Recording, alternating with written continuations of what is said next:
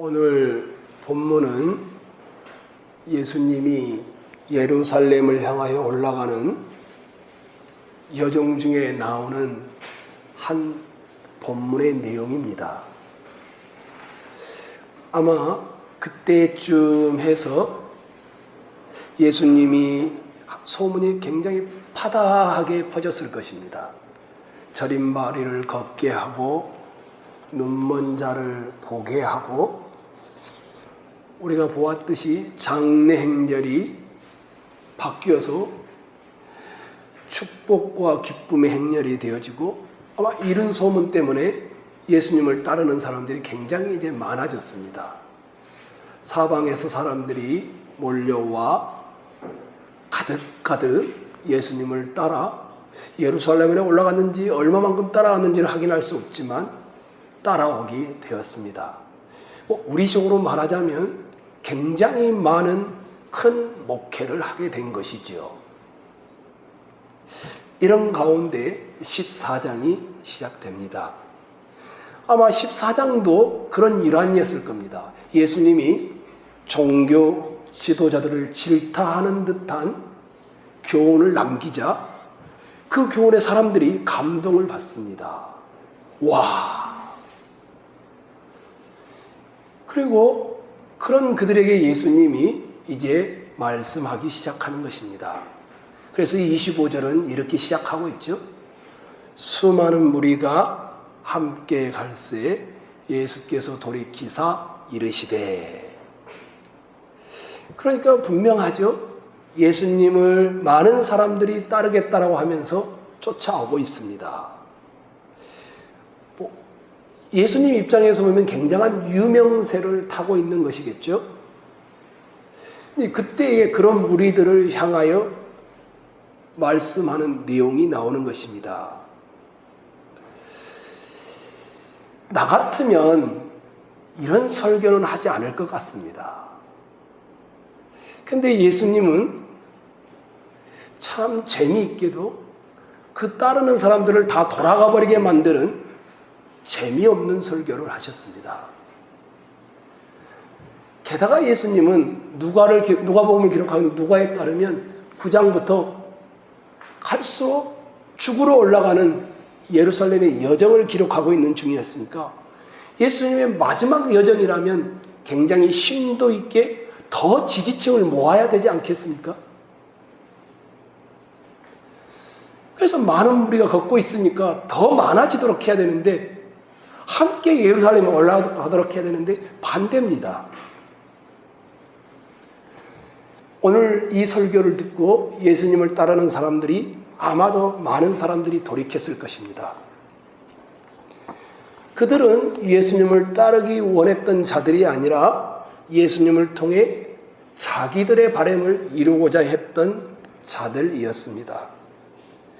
예수님께서 죽으시고 다시 살아나시기 위해 예루살렘에 올라가시는 그 여정의 참된 의미를 잘 알지 못했습니다.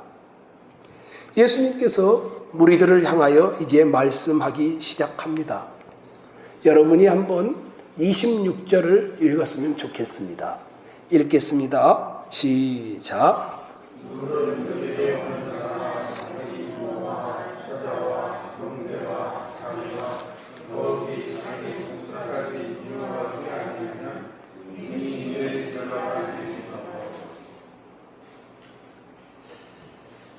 아무리 본문을 봐도 예수님은 자기의 지지 세력을 키우려는 마음이 보여지지 않습니다. 저 같으면 미리 말씀드렸던 것처럼 이렇게 설교하지 않을 것입니다. 수많은 무리가 함께 따라오니까 돌아보면서 정말 많이 모였네. 하나님 감사합니다. 그리고 그렇게 자기를 따르는 사람들에게 한 명 이상씩 전도해서 축제의 교회로 만들자, 이렇게 선동했을 것 같습니다. 그리고 조금 더 기발한 아이디어가 있다면 예수를 잘 믿고 있는 연예인들이나 유명한 가수들도 초청해서 더 많은 사람이 호기심을 가지고 오도록 만들었을 것입니다. 물론 먹는 것도 충분히 준비하여 잔치가 되도록 했을 것입니다. 어쩌면 예수님이 혼자서 기적을 행할 수 있었으니까 물로 포도주를 만드는 그런 기적처럼 그런 기적도 준비해 두었을 것입니다. 제가 만약 이런 상황이었더라면. 그런데 예수님은 완전히 찬물을 끼얹습니다. 예수께서 돌이키사 이르시되 물은 내게 오는 자가 자기 부모와 처자와 형제와 자매와 더욱이 자기 목숨까지 미워하지 아니하면 능히 내 제자가 되지 못하고. 예수님을 따르려면 자기 목숨까지도 미워한다. 무슨 이렇게 회개한 말씀일까요? 듣도 보도 못한 말씀입니다. 이 말씀을 들었던 사람들은 필히 자기 짐을 챙겨서 다시 집으로 돌아갔을 확률이 높습니다. 그러면 이 말씀은 몇몇 사람에게만 향한 말씀이었을까요? 아니었습니다. 신학교 학생들에게만 하거나 목회자가 될 특정한 사람이나 선교사로 나갈 사람들에게 했던 말씀도 아니었습니다.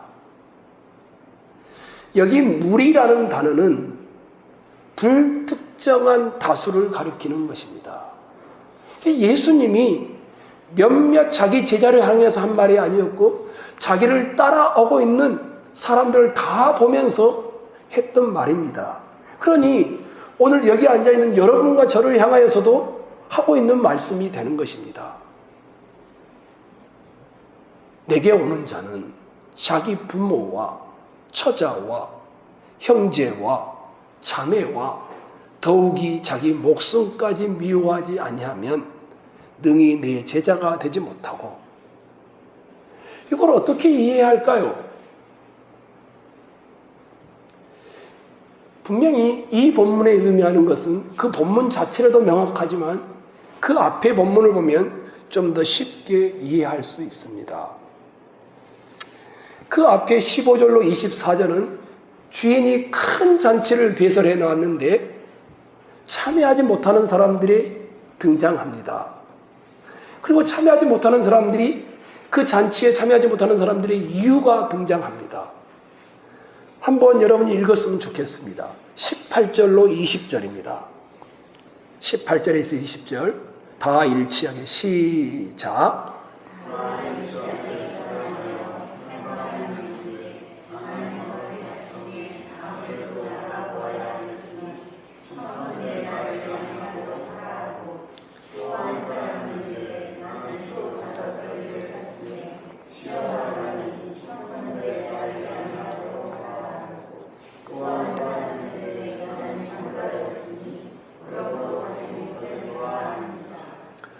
그들이 참여하지 못하는 이유가 나오지요?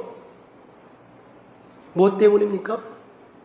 그들의 현실 때문이었습니다. 그렇죠? 먹고 살아가는 일상의 삶 때문이었습니다. 아주 분명하죠? 결국에 그러면 참여한 사람은 어떤 사람이 됩니까? 주인이 말하죠. 야야야, 빨리 시내의 거리와 골목으로 나가서 21절 한번 봐보십시오. 골목으로 나가서 누구를 데려오라고 합니까? 가난한 자들과 몸 불편한 자들과 맹인들과 저는 자들을 데려오라. 결국 주인이 베푼 잔치에 참여한 사람은, 예정되어 있던 사람은 아무도 들어가지 못합니다. 가난한 사람, 몸이 불편하여 병든 사람, 잘 알아들 수 없는 소경된 사람, 이 사람들이 참여하게 되어집니다. 그리고는 26절은 천국 잔치에 초청을 받고서 나는 밭 때문에, 나는 소 때문에, 나는 아내 때문에 거절한 사람들, 즉 가축이나 밭이나 아내를 더 가치 있게 생각하는 사람들, 이들을 의식하면서 주는 말씀인 것입니다. 이들에게는 천국이 밭이나 가축이나 아내보다 어쩌면 눈에 보이지 않기 때문에 훨씬 덜 중요했을 것입니다. 다시 26절 이런 의도를 가지고 한번 읽어보십시오. 물은 내게 오는 자가 자기 부모와 처자와 형제와 자매와 더욱이 자기 목숨까지 미워하지 아니하면 능히 내 제자가 되지 못하고. 무슨 말일까요? 정말 자기 가족을 다 버리라는 말일까요? 예수님이 만약에 자기 가족을 다 버리라고 한다면 다른 곳에 나오는 성경과 일치하지가 않습니다. 그러면 예수님보다 가족을 덜 사랑해야 된다는 말일까요? 예수님을 제일 먼저 사랑하고 그 다음으로 가족을 사랑해야 된다 이런 의미일까요? 그 정도라면 이렇게 가격한 말을 쓸 이유가 없습니다. 그러면 각오를 단단히 해야 된단 말일까요? 무엇보다 예수님을 중요하게 여겨야 된다 이런 의미 정도일까요? 아닙니다. 오늘 본문 26절로 다시 와보십시오. 더욱이 자기 목숨까지 미워하지 아니하면 능히 내 제자가 되지 못하고 이렇게 되어 있습니다. 여기 미워한다라는 말은 저 사람 정말 싫어 이런 정도의 의미가 아닙니다. 강한 적개심을 담은 단어입니다. 가족을 가장 강한 적개심으로 미워하라 이런 말을 하실 적이 없으니까 이 말의 의미가 뭘까? 이 말의 의미는 가족을 미워하라는 의미 정도가 아닌 것입니다. 이걸 좀 다르게 설명해 볼까요? 만약에 우리 인생을 살아가는데 중요한 것들이 많이 있습니다. 여기 이쪽에 예수님이 있습니다. 여기에 아내나 남편이 있습니다. 여기에 자식이 있습니다. 여기에 사업이 있습니다. 여기에 자기의 취미가 있습니다. 다 있는데 그 중에 예수님을 가장 중요하게 생각하고 그 다음에 아내나 남편을 중요하게 생각하고 그 다음에 가정을 중요하게 생각하고 그 다음에 사업이나 직장을 중요하게 이런 의미가 아닙니다. 많은 사람들이 그렇게 생각을 하는데 미워하다란 이 단어는 그 정도의 의미가 아닙니다. 이 단어는 이렇게 제가 해석을 했습니다. 당신의 인생에서 유일하게 예수님 외에는 다른 경쟁 주자를 두지 말아라. 이런 의미입니다.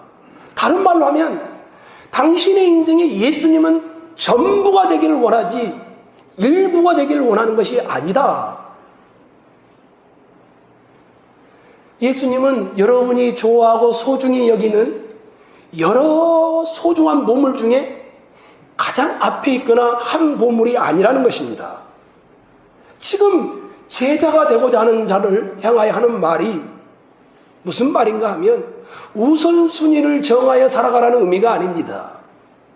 더 중요한 인생의 이슈들을 놓고 살아가라는 의미도 아닙니다.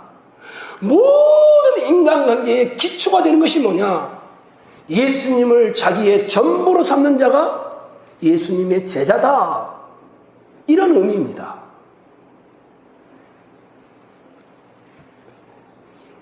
한번 여러분과 저에게 물어봐야 할 질문이 있습니다. 그러면 나는 예수님을 내 인생의 전부로 삼고 살아가는가? 이 사람만이 제자라고 하니까 자식보다 조금 더 중요하게 여기거나 남편보다 조금 더 중요하게 여기거나 사업보다 조금 더 중요하게 여기거나 이러는가? 아니면 내 인생의 기초는 이 예수님이라는 그 위에 사업도 가정도 자식도 다 있는가? 물어야 합니다. 이 말의 의미는 이런 겁니다. 예수님이 있기 때문에 사업이 망해도 마음이 아프고 현실적인 고통이 오지만 넘어지지는 않습니다.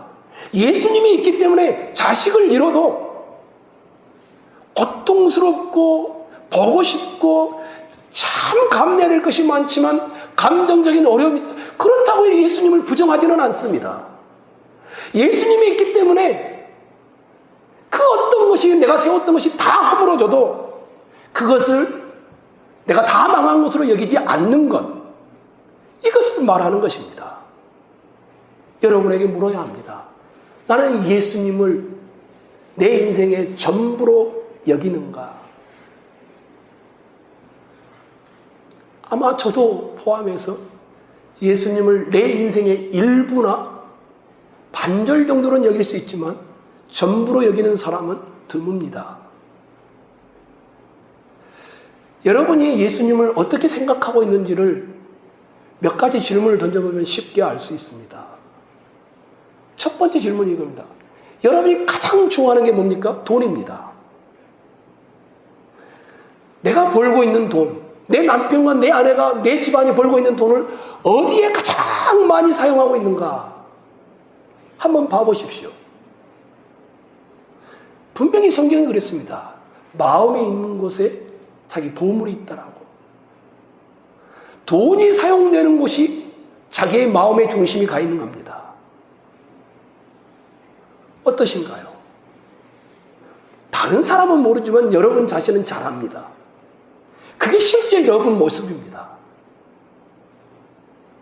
우리뿐만이 아닙니다. 바리새인과 종교 지도자들도 남부럽지 않을 만큼 실조하고요. 과부의 두 랩돈은 아무도 여겨주지 않았지만 부자들은 떵떵거리면서도 많이 돈을 냈습니다. 근데 주님은 그걸 보지도 않았습니다.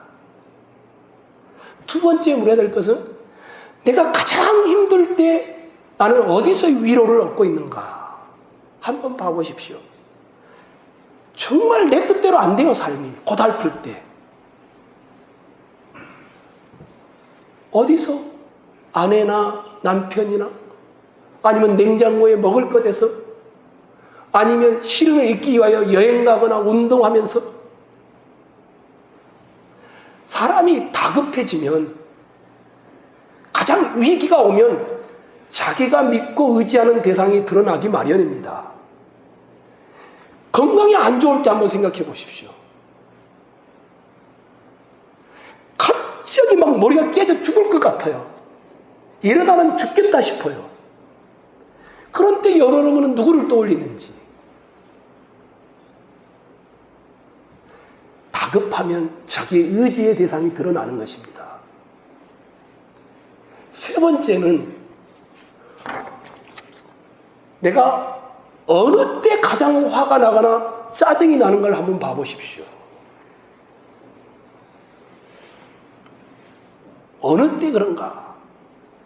사람은 실망스러운 일을 겪으면 다 마음속에 화가 일어납니다. 그게 인지상정이죠. 하지만 그 화가 내가 그리스도인이라는 것을 망각할 정도로 화가 지나쳐버린 사람들이 있습니다. 뭐냐 하면 자기가 원하는 대로 자식이 안 살아주면 슬프죠. 실망하죠. 그런데 그것이 자기의 그리스도인됨을 저버리는 데까지 나가는 분들, 어떤 분들은 자기가 좋아하는 스포츠팀이 패배할 때 그럽니다. 어떤 분들은 자기가 투자했던 주가가 주식이 폭락할 때 그럽니다.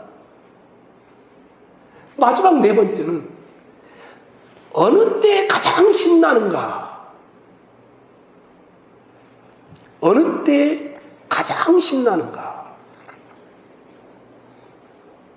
여행할 때, 스포츠를 할 때, 음악을 감상할 때, 일을 할 때, 외모가 아름다울 때, 영화를 볼 때, 이건 다 하나님 우리에게 주신 자연스러운 것들이지만 이것이 우리를 하여금 하나님의 마음을 훔쳐가게 한다면 그것은 자기를 가장 신나게 하는 그것이 지금 자기 인생의 주인이 되어 있는 것입니다.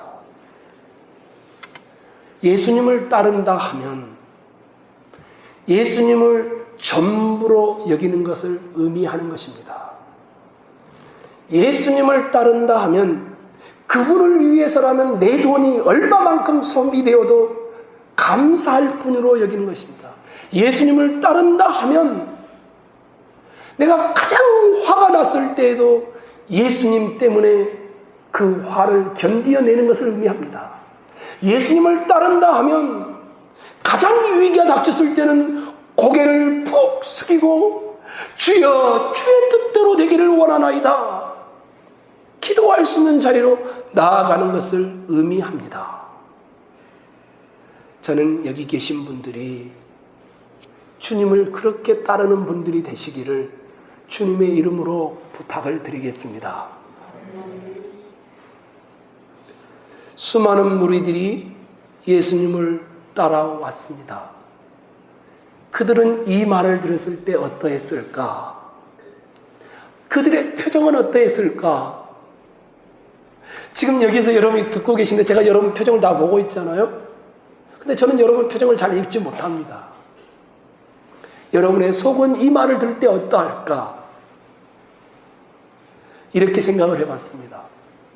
과연 그 무리들은 예수님이 예루살렘에 올라가 왕으로 등극하지 않고 제수가 되어 십자가에 죽어도 끝까지 따를까?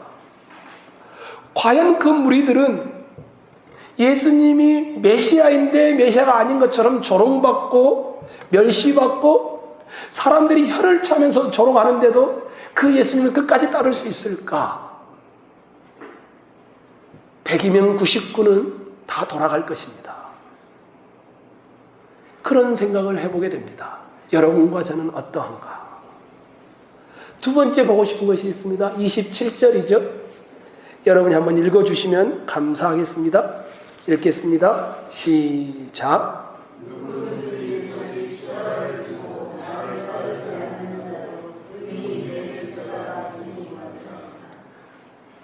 자기 목숨보다 주님을 더 소중히 여기라. 첫 번째 제자의 조건이었죠.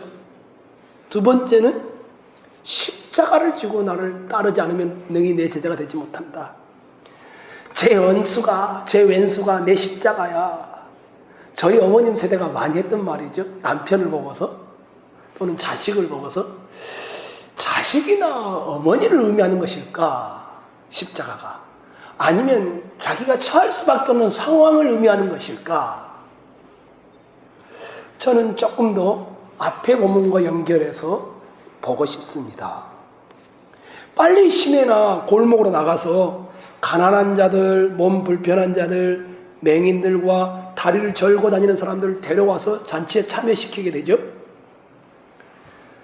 이 네 사람의 부류들을 한번 생각해 보십시오.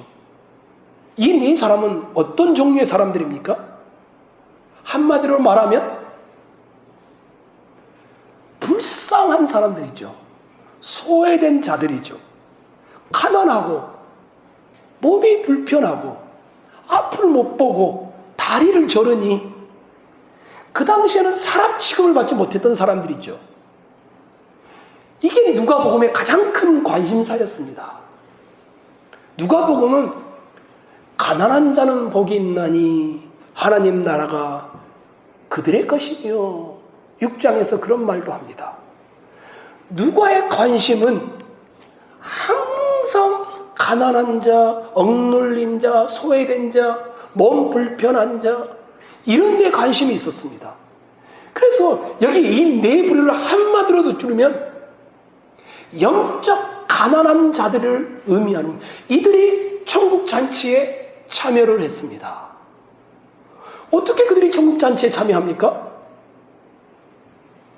주님께서 그 가난한 자들, 주님이 아니고는 의지할 것이 하나도 없는 자들을 은혜로 구원하여 주셨습니다. 그래서 그들은 그 은혜의 초청을 받고 늘 가난한 심령으로 그 은혜 앞에 나아가는 자들이었습니다. 우리 주님께서 자기 십자가를 지고 나를 쫓으라 이 말을 할 때에는 영적 소외된 자기 상태, 주님 나에게는 희망이 없습니다. 그래서 그 십자가로 구원을 받았습니다. 십자가로 구원을 받았으니 그 이후의 삶은 어떤 겁니까? 주님과 똑같이 영적 가난한 자를 향하여 나아가는 사람들, 이게 바로 주님이 갔던 것처럼 자기 십자가를 지고 쫓아가는 것입니다. 주님이 관심 가졌던 사람들, 가난한 자, 병든 자, 소경된 자, 저른발이 된 자 등등이 영적으로 소외된 자들을, 육체적으로 소외된 자들을 위해서 주님처럼 자기 십자가를 지는 것입니다. 그래서 자기 십자가를 진다는 말은 그리스도의 십자가로 자기가 가난하다는 것을 알기 때문에 더 가난한 사람들을 위해서 살아가라, 이 의미로 사용하고 있는 것입니다. 자기 십자가를 지라는 27절의 말씀은 영적 가난한 자가 되어야 하고, 또 이렇게 영적 가난한 사람들을 향하여 자기 시선이 꽂히어서 살아가라는 의미로 자기 십자가를 지라는 의미입니다. 영적 가난한 자를 섬기기 위하여 우리는 인내해야 하고, 우리의 수모를 건디어내야 하고, 우리는 수고해야 하고, 우리는 참아야 하는 것입니다. 나같이 가난한 영혼을 살리기 위해 주님이 인내했고, 수모를 견디었고, 수고했고, 참아주셨기 때문에 우리도 영적 가난한 자를 섬기기 위하여 그러해야 하는 겁니다. 이것을 의미하는 것입니다. 이 말을 한마디로 지르면, 자기 십자가를 지고 나를 쫓으라, 이 말은 여러분 제2의 예수가 되어 사십시오, 이런 의미입니다. 그러면 두 번째 질문을 해야 되겠죠. 나는 자기 십자가를 지고 있을까? 가장 간단한 방법은 내가 영적으로 가난한 것을 내가 알고 있는가? 그리고 가난한 사람들을 향하여 내가 관심을 가지고 있는가? 이걸 보면 쉽게 알 수 있습니다. 대부분의 사람들은 자기와 자기 가족 외에는 관심이 없습니다. 왜냐하면 그게 인지상정이니까. 여기서 말하는 것은 그것을 의미하지 않습니다. 자기 십자가를 지라는 의미는 주님처럼 살라는 의미입니다. 세 번째 보고자 하는 것이 있습니다. 26절, 27절, 이것에 대한 주님의 설명이라 할까요? 예화라 할까요? 이것이 들어있습니다. 28절로 30절이 첫 번째 비유의 예화고요. 31절로 32절이 두 번째 예화입니다. 여러분이 한번 28절부터 32절까지 읽겠습니다. 시작.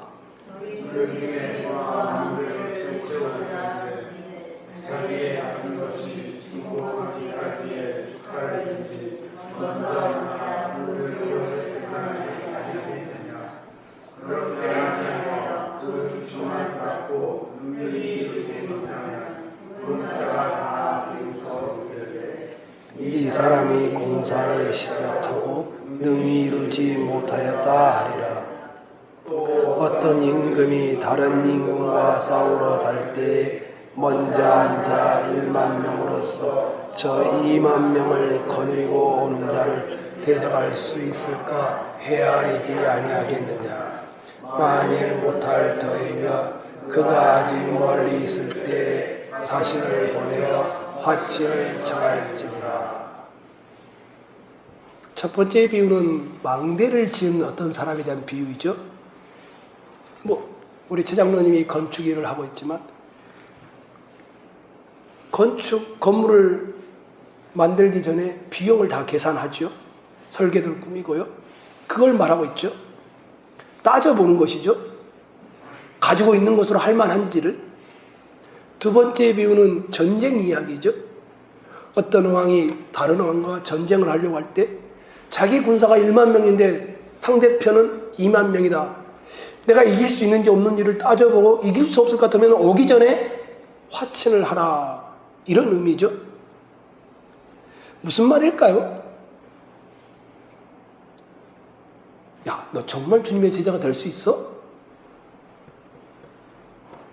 너 목숨보다 주님을 인생의 전부로 여기면서 살 수 있겠어? 계산해봐. 한번 생각해봐. 수많은 사람이 자기를 따라오고 있는데 예수님 지금 그렇게 말하고 있는 거야.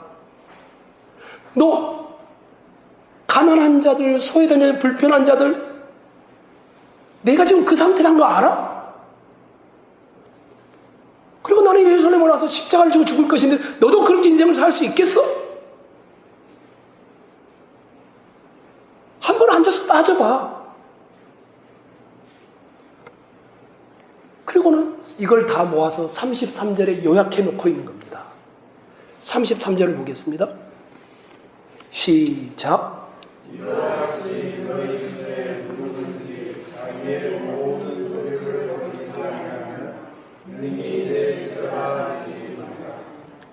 가장 중요한 나라는 모든 소유입니다.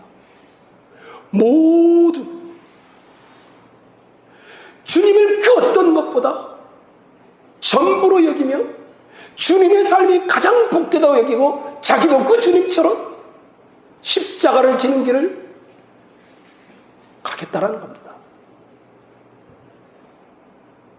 버리지 않으면 이 버리다라는 단어는 그냥 작별하다라는 의미입니다. 예수님은 십자가에 죽기까지 한 주인만을 위해 충성할 것을 요구하는 말씀입니다. 예수님의 십자가는 속죄제이지만 우리의 십자가는 주님만을 위해 충성하는 것으로 묘사된 것입니다. 여러분, 이 두 말씀은 한마디로 말하면 주님의 제자가 여러분이라면, 아니 여기 계신 분들은 다 주님의 제자인데 그렇다면 주님이 전부이어야 합니다. 주님이 여러분의 가신 길의 모범이어야 합니다. 주님이 요구한 자기 모든 소유를 다 내어버리며 주님으로 만족을 삼는 자들이어야 하는 것입니다. 어느 분이 이 본문을 한국 목사님이 이렇게 해놨어요. 나를 송두리째 던져 주님께 드리는 것이다. 어떤 면에서는 그 말이 맞다고 생각합니다. 여기 계신 여러분, 말씀을 맺겠습니다. 예수 그리스도의 여러분이 제자인 줄 저는 믿습니다. 이 본문을 그대로 받아들이셨으면 좋겠습니다. 핑계대지 마시고 변을 달지 마시고 나는 주님을 전부로 삼겠다라고 이 시간 다짐했으면 좋겠습니다. 주님과 함께 고난의 길을 걷는 것이 주님 없이 영광을 누리는 것보다 기쁘다라고 고백했으면 좋겠습니다. 주님과 함께 가는 길에 잃어버려야 될 것이 수없이 많아도 주님 이분 때문에 족한 줄로 여기며 걸어갈 수 있는 자들이 되었으면 좋겠습니다. 여러분이 주님이 가신 그 십자가의 길이 내 인생의 길이라 여기며 나도 가난한 자들, 소외된 자들, 불편한 자들 이들을 향하여 기꺼이 십자가를 지는 삶으로 살아가는 분들이 되었으면 좋겠습니다. 여러분 모두가 예수 그리스도를 깊이 만나고 그러므로 인하여 제자됨에 대하여 이 시간 고민하는 복된 시간이 되시기를 주님의 이름으로 부탁을 드리겠습니다.